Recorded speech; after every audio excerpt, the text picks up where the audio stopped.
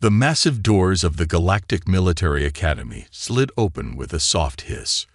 4 humans stood in the entrance, their eyes wide as they took in the grand hall filled with aliens from across the galaxy. Tall, blue-skinned beings floated past. 6 armed warriors practiced combat moves in a corner. Small creatures with huge eyes darted between groups, carrying digital tablets. "They're all staring at us," whispered Jack, the tallest of the humans. His short brown hair was cut to military standards, and his green eyes scanned the room cautiously. "We're from Earth. What did you expect?" Lisa replied. Her dark skin contrasted with her white uniform, and her quick mind had earned her top marks in strategy back home. Marcus, with his sturdy build and steady hands, nudged Jack. "Remember what our briefing said. Earth is a Class 12 Deathworld. To them, we're monsters who survived an impossible planet." The 4th human, Kira, remained quiet. Her red hair was tied back tightly, and her eyes missed nothing. She had been a biology student before joining the military program that brought them here. A tall alien with purple skin and 4 arms approached them. He wore the gold bands of an academy instructor. "Humans," he said, his voice translator making the word sound like an insult. "I am Commander Drez. You will follow me." The humans grabbed their bags and followed Drez through hallways filled with technology beyond Earth's capabilities. Other cadets moved aside, some making strange gestures that might have been their species' version of crossing themselves for protection. "Is it true humans drink poison for fun?" asked a small green cadet who floated beside them for a moment. "If you mean coffee and alcohol, then yes," Jack answered with a smile. The green alien made a horrified sound and zoomed away. Commander Drez led them to a large training room where cadets from 20 different worlds had gathered. "Today begins combat assessment," he announced. "Each species will demonstrate their natural abilities." First came the Avarians, bird-like beings who flew through obstacle courses with amazing speed. Next were the Mindari, who could move objects with their thoughts. Then the Craxians displayed strength by bending metal bars. When the humans' turn came, they stood awkwardly in the center of the room. "What can humans do?" asked a snake-like cadet, its forked tongue flicking out. "We adapt," Marcus said simply. The aliens laughed, a strange mix of clicks, whistles, and rumbles. Commander Drez activated a simulation. The room transformed into a battlefield with explosions and obstacles. "Begin," he ordered. The 4 humans moved with surprising speed and coordination. They didn't fly or read minds, but they worked together perfectly. When fire blocked their path, they found ways around it. When enemies appeared, they used the environment as weapons.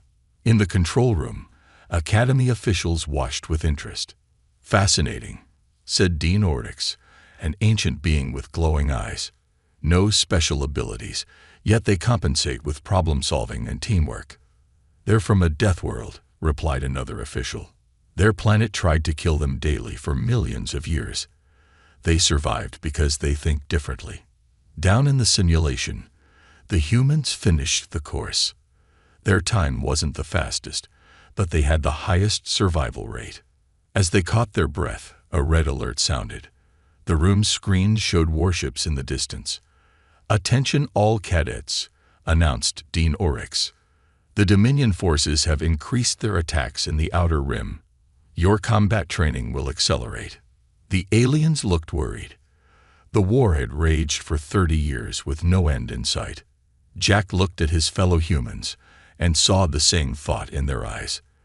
They had come to learn, but maybe, just maybe, they would teach the galaxy something instead.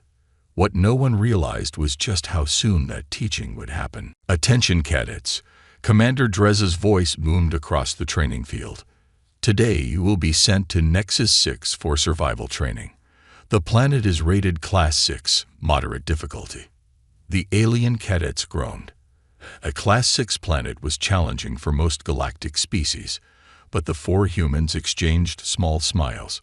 Earth was a Class 12. Compared to home, Nexus 6 would be like a vacation.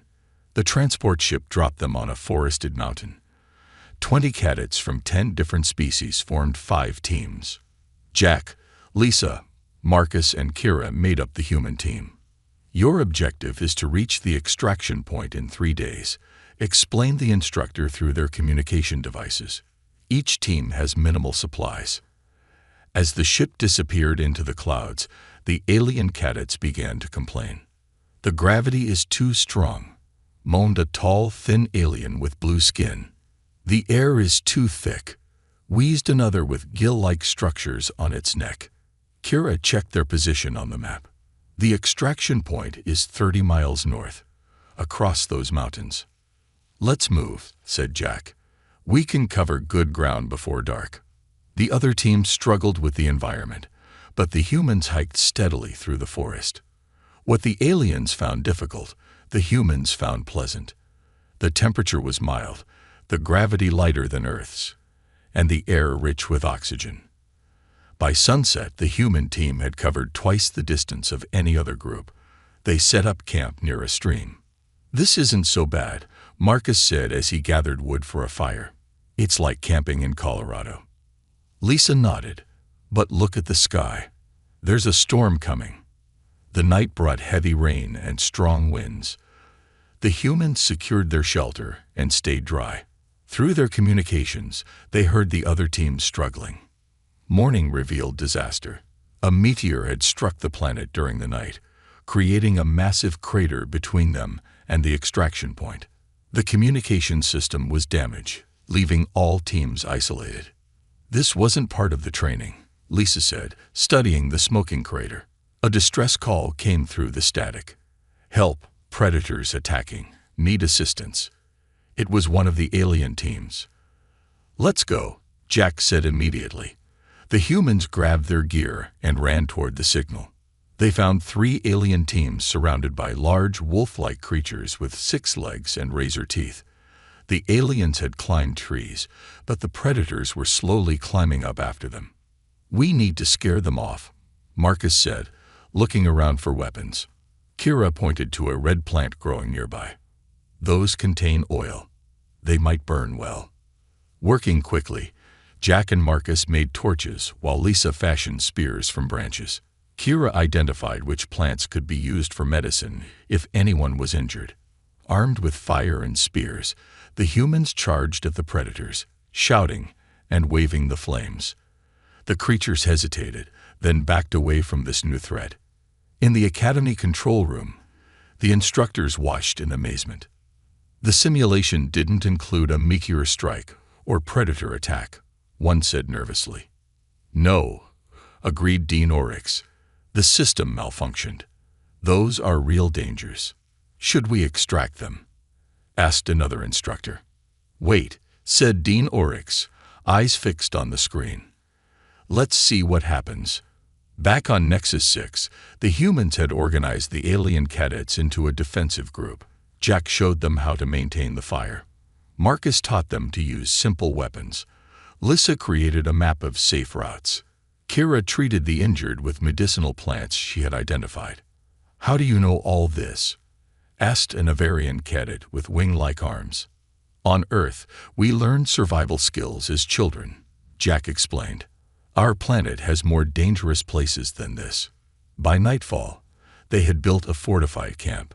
The predators kept their distance, watching the fire with wary eyes. In the control room, the instructors continued to observe. Remarkable, whispered Dean Orcs. Without special abilities, using only their minds and hands, they've ensured everyone's survival.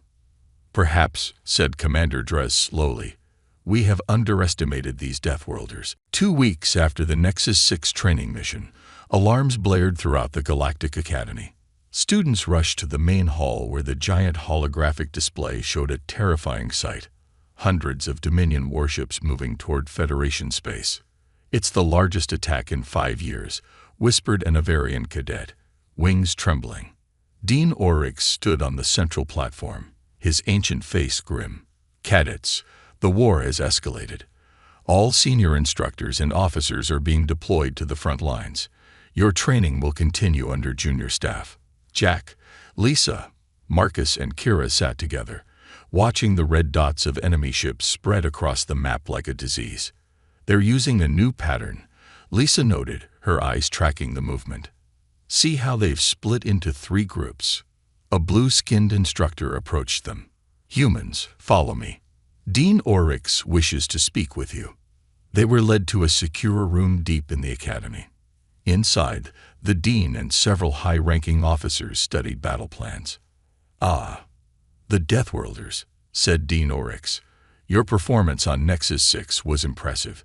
You saved 3 teams despite the real dangers." "We just did what anyone would do," Jack said. An officer with gold markings laughed.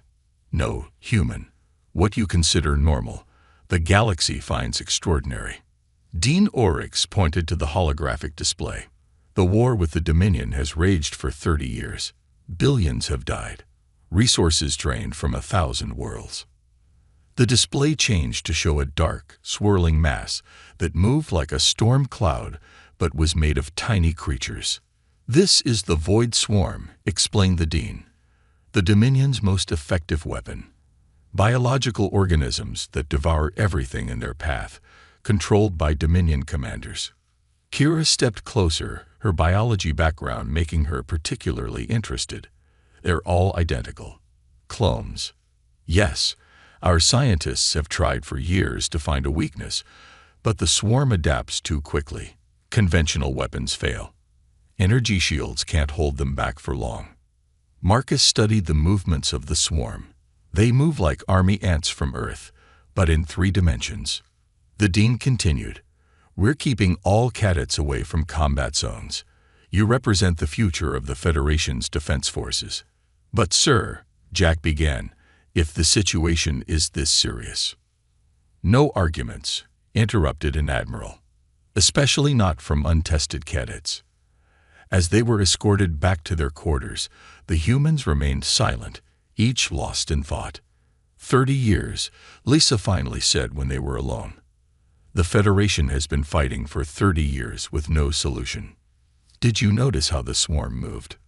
Kira asked. "Something about their biology seemed familiar." Marcus nodded. "And their attack patterns. They reminded me of Earth tactics from our ancient wars." Jack paced the room.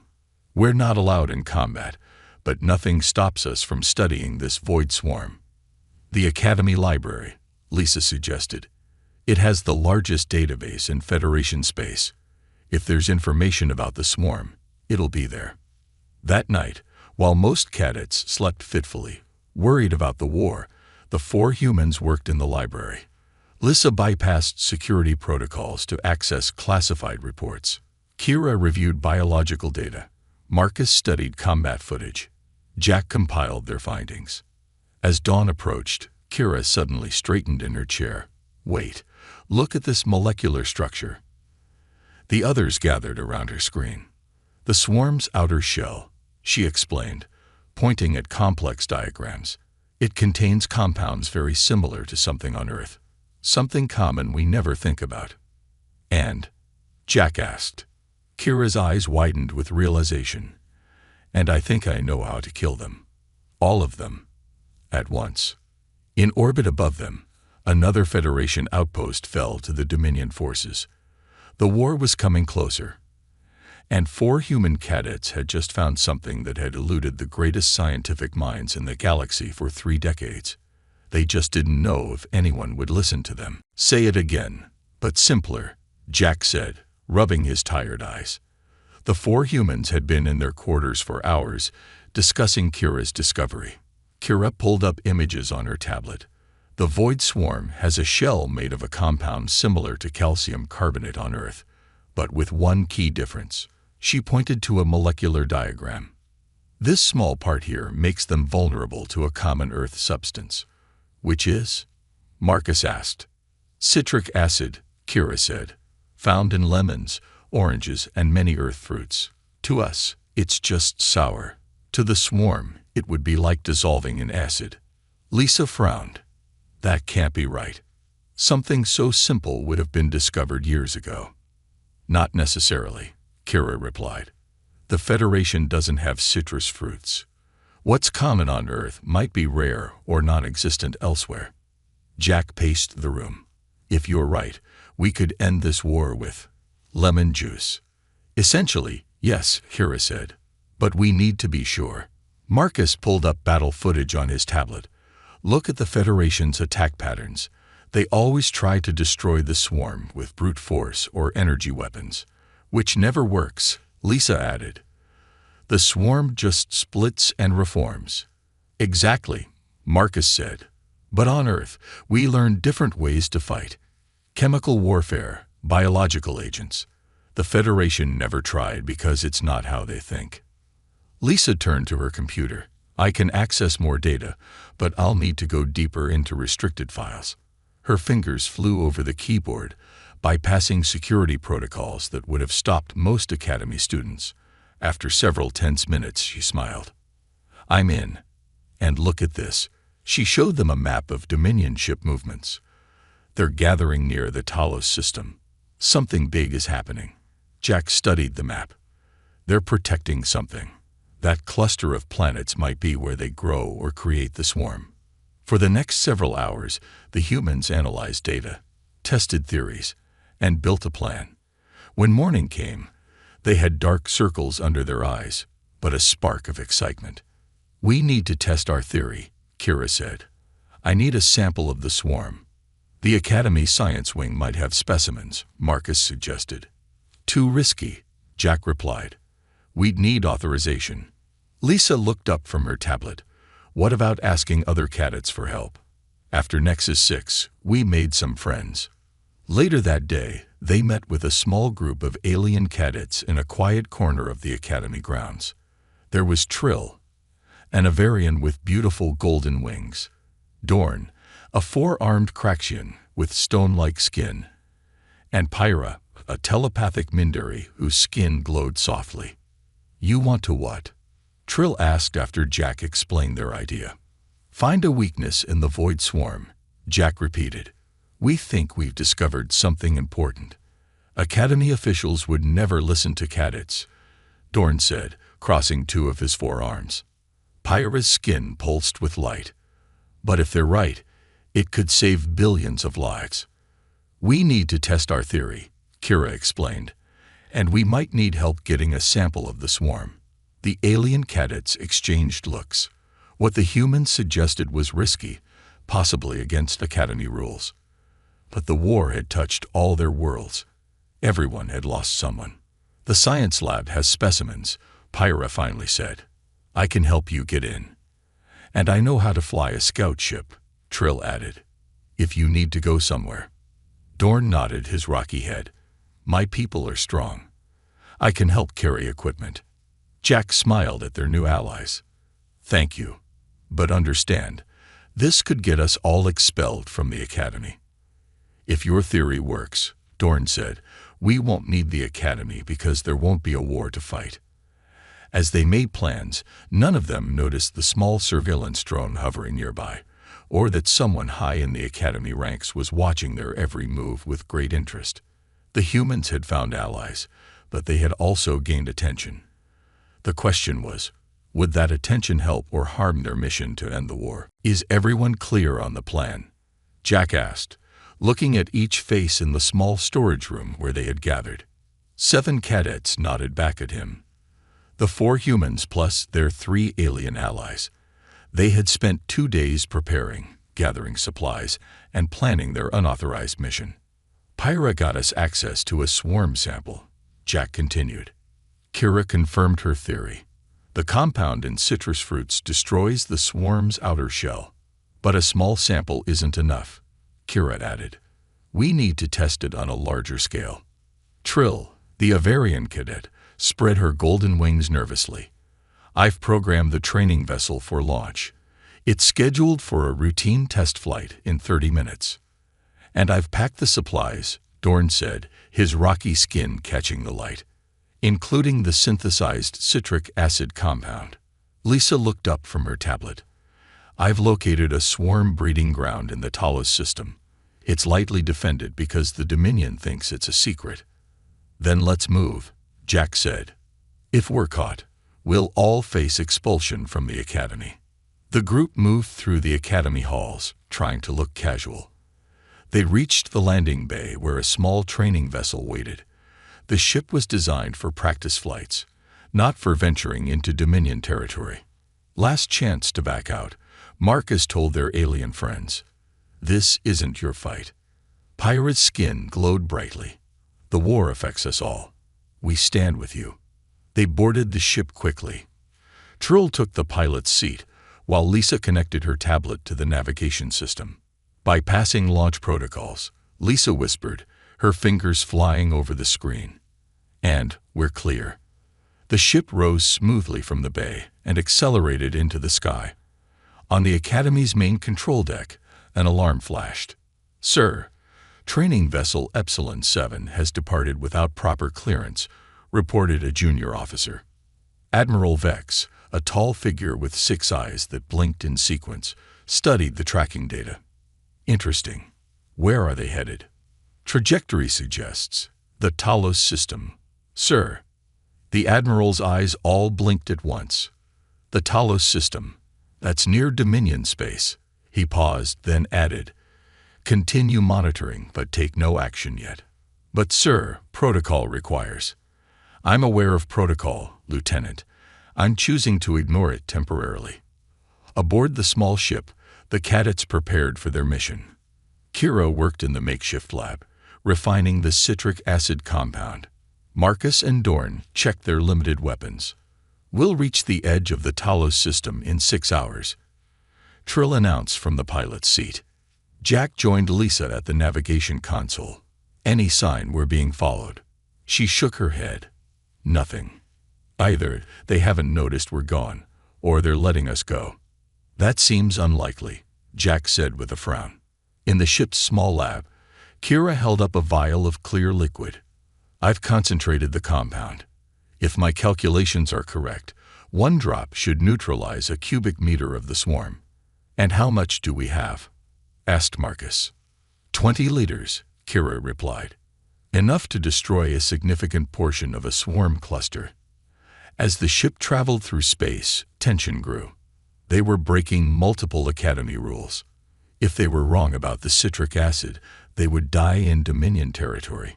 If they were right but caught, they might still face severe punishment. 6 hours later, Trill's voice came over the ship's communication system. We're approaching the Talos system. Sensors detect Dominion activity ahead. Everyone moved to the bridge. Through the view screen, they saw a small Dominion outpost orbiting a barren moon. Beyond it was their target, a cloudy planet where the void swarm was reportedly being bred. There's our target, Jack said, pointing to the cloudy world. And our chance to end this war. What they didn't know was that back at the Academy, Admiral Vex was watching their every move, and he wasn't the only one interested in their mission. Dominion patrol ship approaching. Trill warned, her feathers standing on edge as she piloted their vessel. They'll detect us in 2 minutes. High behind the moon, Jack ordered. We need a closer look at that planet without being spotted. The small training ship glided behind the barren moon, using its mass to shield them from Dominion sensors. Everyone gathered around the view screen as Lisa enhanced the image of the cloudy planet. Those dark patches, Kira said, pointing to swirling black areas visible through the clouds. That's the void swarm. They're breeding them in the atmosphere. Marcus studied the patterns. They released them from those stations. He pointed to small structures floating in the planet's upper atmosphere. Perfect delivery point for our compound. But we'll never get past their defenses, Dorn said, his rocky face creased with worry. Jack turned to Pyra. Can you sense any life forms on that small outpost station? He pointed to a satellite structure orbiting the planet. The Mindari closed her glowing eyes, extending her telepathic abilities. 2 guards, minimal security. They don't expect anyone to find this place. Jack nodded. Then that's our target. We land there, access their systems, and use their own delivery method to distribute our compound. A small team should go, Lisa suggested. The rest stay with the ship for quick escape. I'll go, Jack said immediately. Me too, added Marcus. I can handle the physical work. Pyra's skin glowed brighter. I'll come to detect guards. I need to finish preparing the compound, Kira said. I'll stay on the ship. The plan set. Jack, Marcus, and Pyra donned spacesuits. Their ship approached the small outpost carefully, docking at an emergency airlock that Lisa had remotely unlocked. Comms check. Jack's voice came through their helmet radios. Everyone hear me. Loud and clear, Lisa responded from the ship. You have 30 minutes before the next Dominion patrol. The 3 cadets entered the outpost. Following Pyra's telepathic directions, they avoided the 2 guards and reached the main control room. We're in, Marcus reported.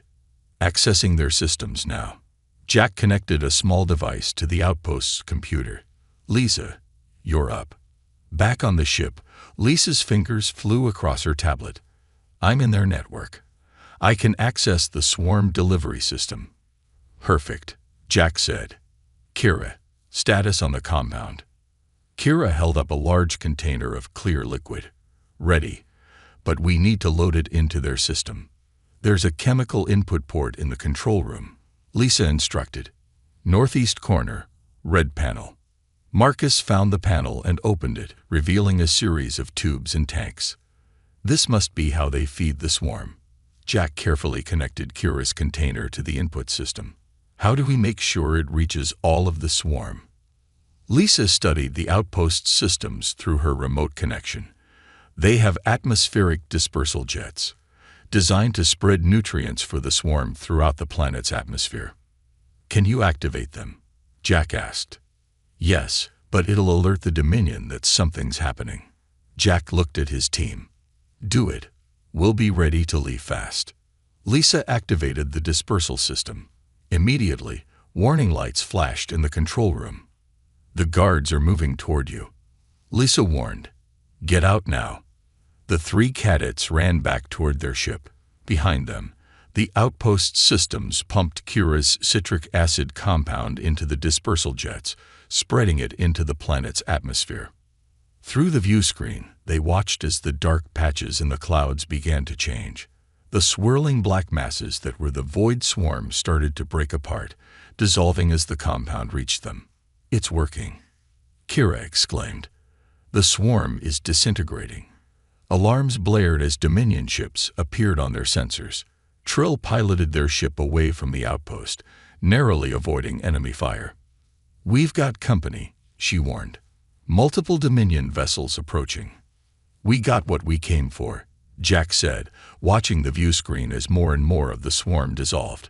We have proof our solution works. Lisa's tablet beeped with an incoming message. Her eyes widened as she read it. It's from Admiral Vex at the Academy, she said in disbelief. He says, well done. Return immediately. Federation Council awaits your report. The cadets looked at each other in shock. Their unauthorized mission hadn't been so unauthorized after all. As they fled the Talos system, behind them an entire breeding ground of the Void Swarm, the Dominion's most powerful weapon, dissolved into harmless particles. The war was about to change forever. The Grand Hall of the Galactic Federation Council was filled to capacity. Representatives from 100 worlds sat in rising tiers around a central platform where 4 human cadets stood nervously. Cadets Jack, Lisa, Marcus, and Kira, announced the council president, a tall being with shimmering skin. You stand before this council having taken unauthorized action during wartime. The humans exchanged worried glances.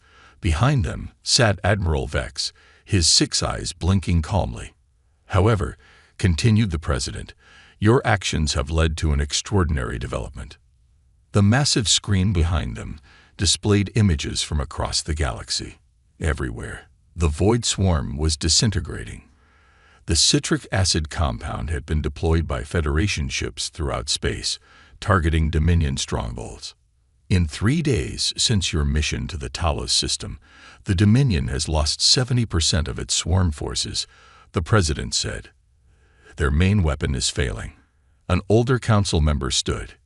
Explain again how you discovered this solution. Kira stepped forward. On Earth, citric acid is common in many fruits. When I studied the swarm's molecular structure, I noticed similarities to calcium-based compounds on our world. The acid disrupts their shells, causing them to break down. So simple, muttered another council member. 30 years of war, billions dead, and the solution was fruit juice. Not exactly, Marcus explained. The concentrated compound is much stronger than juice. But yes, the basic substance exists naturally on Earth. That's why we never found it, said a Federation scientist. We have no citrus fruits in our part of the galaxy. Such compounds never entered our research. The council president raised a hand for silence. What matters is results. The Dominion has requested peace talks for the first time in 3 decades. A murmur ran through the hall. Peace after so long seemed impossible. Admiral Vex finally spoke. When these cadets began their research, I was informed. I chose to let them proceed. Against regulations, I suspected fresh eyes, especially from a Deathworld species, might see what we had missed. Jack stepped forward. Sir, we just wanted to help. Earth is new to the Federation. We wanted to prove our worth. And so you have, the president said. Your actions have saved countless lives. The screen changed to show a Dominion fleet in retreat. Without the swarm, their military advantage was gone. 30 years of stalemate had ended in days. The council debated briefly, then made their announcement. In recognition of your service, all disciplinary action is waived. Furthermore, Earth will be granted full Federation membership, accelerated from its provisional status. The hall erupted in cheers. The human cadets stood in shock as representatives from worlds they'd never visited came forward to thank them. Trill, Pyra, and Dorn pushed through the crowd to reach their human friends. You did it, Trill exclaimed, her wings fluttering with excitement. We all did it, Jack corrected, including their alien allies in a group hug that confused but pleased them. Later, as they walked through the academy grounds, everything felt different. Other cadets no longer avoided them or whispered about dangerous Deathworlders. Instead, they approached with respect and curiosity. What's it like on Earth? Asked a young Craxian cadet. Mostly peaceful now, Lisa explained. But our history is full of wars and challenges. Our planet tried to kill us for millions of years. That's why you think differently, the cadet realized. You see solutions we miss. Back in their quarters, the 4 humans received a message from Earth. Their home government had been informed of their achievement. They were heroes not just at the academy, but on their home planet as well. Did you ever think we'd end a galactic war during our first semester? Marcus asked with a laugh. Kira shook her head. All I wanted was to pass my exams. Jack looked out the window at the stars. This is just the beginning. Humans have a place here now. As night fell on the academy, news spread across the galaxy. The 30-year war was over, ended not by the most advanced weapons or tactics, but by 4 cadets from a Deathworld called Earth. And throughout the galaxy, the term Deathworlder was no longer whispered in fear, but spoken with respect.